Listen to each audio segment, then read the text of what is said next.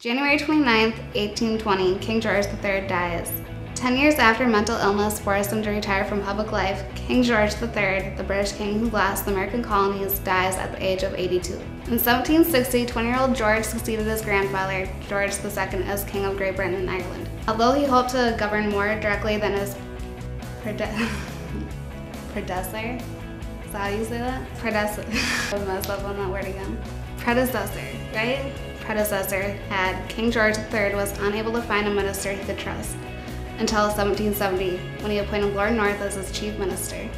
Lord North proved able to manage Parliament and willing to follow loyal leadership, but George's policy of I don't even know that word, coercion against the American colonists led to the outbreak of the American War for Independence. The subsequent loss of England's most profitable maybe it wasn't a good idea to smoke. The subsequent loss of England's most profitable colonies contributed to growing opposition to the king. In 1765, the king suffered a short nervous breakdown. By 1810, he was permanently insane.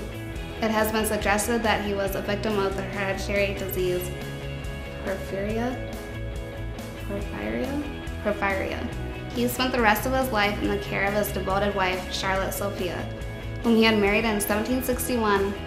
Following his retirement from public life, his son, the Prince of Wales, was named regent upon his father's death in 1820, ascended to the throne as King George V.